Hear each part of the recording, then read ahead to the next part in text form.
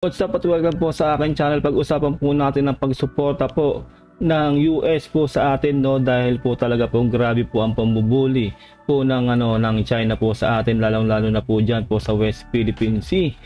Tunghayan po natin ang sinabi po ng presidente po ng US na si Joe Biden, no. Ito po ang kanyang sinabi tungkol sa pagsuporta po sa atin sa Pilipinas. I want to be clear. I want to be very clear. The United States defense commitment to the Philippines is ironclad. The United States defense agreement to the Philippines is ironclad. Ironclad po, no, ibig po sabihin po nun, no, full support at talaga pong mahigpit po ang pagsuporta po ng US po sa atin, no, sa Philippines, sa pangbubuli po ng China, no. Talaga pong tayo po ay hindi po pababayaan ng US. Yan po ay mismo nanggaling po sa bibig po ng presidente po ng United States of America. Any attack on the Filipino aircraft vessels or armed forces will invoke our mutual defense treaty with the Philippines. Di ba po, no, yun po talaga ang sabi po ng ating kaalyadong bansa ng US po, no, ng presidente po nila, no. Talaga pong gagawa po sila ng action po talaga pag po talaga pong nagpatuloy pa po ang pagpo-provoke po ng China sa atin, no. At ito pa po ang sinabi po ng Admiral po ng Navy ng US na po si John Aquilino. Ito po ang kanyang sinabi. There are procedures in place to avoid dangerous and unsafe accidents. We've been doing it for decades. The United States has a code for unplanned encounters at sea. The Philippines can use those. They have communicated with the PRC, yet the PRC continues to execute this belligerent, dangerous and aggressive activity to prevent Filipino fishermen from executing their rights inside of their exclusive economic zone at Scarborough Shoal. And they have also prevented the resupply of the Philippine forces on Sierra Madre at Second Thomas Shoal.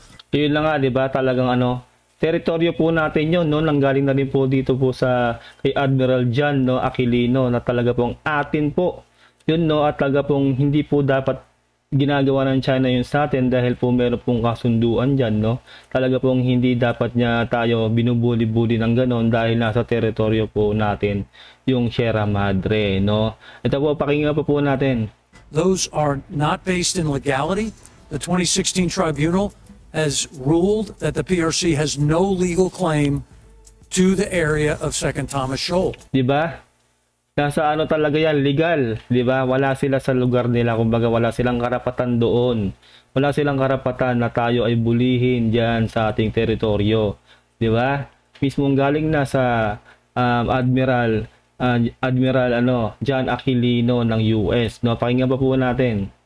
Yet they continue to drive a perception that, and they articulate that is Chinese sovereign territory. Mali, no? It is not. Yes. It's a really critical hotspot right now. That isipin niyo yun, di ba? Talagang pinipilit nila na kanila yon, no. Pero sinasabi nga ng Admiral, no, hindi sa kanila yon. Wala silang karapatan doon. Binibreak nila ang international law. Diba? Malinaw na malinaw po, no? Sinabi po yan ni Admiral Aquilino. Drive a perception that, and they articulate that is Chinese sovereign territory. It is not. It's a really critical hotspot right now that could end up in a bad place. Yes. The continued belligerent and aggressive and dangerous activity by the PRC against our allies in the Philippines is concerning to me. Talagang talagang kahit ang US po nababahala na po. Siyempre po lahat po tayo, no, ayaw po natin ng gera. Pero po sa ginagawa po talaga ng China na pambubuli po sa Pilipinas ay talaga po nagpo-provoke po sila ng gera. Siyempre po kaalyado po natin ng US. Talaga pong tayo po ang papanigan o kakampihan ng US dahil po sa ginagawa na yan ng China.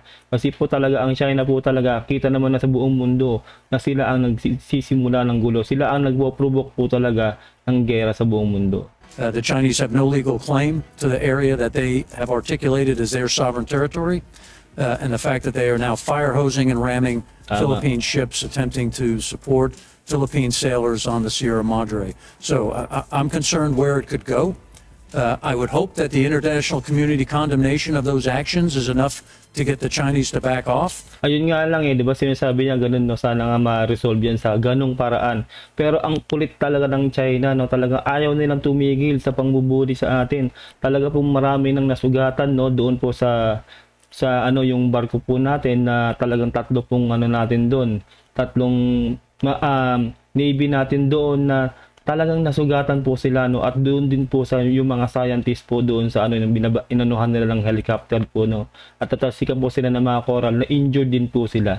Kaya po talaga po kung talaga magdidire-diretso po itong pagpaprovok ng China ay talaga pong nag-i-spark po talaga ang gera, dahil ito po meron pong rulings, no, dito po sa US na talaga pong sinasabi po nila na pag talaga pong may napahamak po sa kaalyado nila tayong mga Pilipino dito po sa conflict po ng China, ay talaga pong mapipilitan po ang US na mag-create o sumugod o bombahin ang bansang China. But if it doesn't, it could go in bad places. The Philippines, if a sailor or soldier or one of their members were killed, could invoke Article 5 of the Mutual Defense Treaty, and that would put our policy decision makers in a place that would require really tough choices. It would be my requirement and responsibility to provide the Secretary with options if that were to happen. Ayun na nga, no, narinig natin, no, kapag meron daw namatay sa atin, no, sa ano natin, sa Philippine Coast Guard na binubuli nga ng China, wala na pong choice, no, kundi na sumugod po ang US, no, ipagtanggol po tayo kasi po nasa treaty po yan, no, nasa kasunduan po yan kasi po magkaalyadong bansa po tayo ng US at ng yun nga, ng US, ng Japan at kung ano-ano pa pong bansa, malalakas na bansa, no. Tutuusin po, wala po talagang kakampi po ang China. Talaga pong kahit po yung Taiwan po ay sa atin po ya at ang Korea. Talaga pong dudumugin po ang China, no. Talaga pong masasabi po natin na madudurog po dito talaga ang China. Lalo na po may conflict din po ang China sa India, pero medyo alanganin pa po yung India, no. Pero sa tingin ko po ay talaga pong dahil din po sa conflict din nila ay talaga pong ang India po ay talagang sa atin din yan, talagang kakampi rin po sa atin. Pero po syempre po hindi po tayo basta po sasalali lang sa mga bansa na yan, lalo po sa US. Kailangan po maging handa rin po tayo kasi po talaga tayo po ang sentro po ngayon ng conflict po ng China, no. Nakita na po natin dito na talaga pong susuportahan po tayo ng US at ng iba't ibang bansa, no. Nasa rules po yan na talaga pong pag meron daw pong napahamak na ating Navy o PCG ay talaga pong magkakaroon na po talaga ng gera, no. Talaga pong paghandaan na po natin yan kasi po nakasuporta po ang US sa atin. Ayun lang po, no. See you all sa susunod ko pong reaction video. Mag-iingat po kayong lahat. Sana po nasa mabuti kayong kalagayan. Huwag niyo po sanang kalilimutan na mag-subscribe sa akin channel para po ma-update po kayo kapag po naglalabas po tayo ng gantong mga reaction video.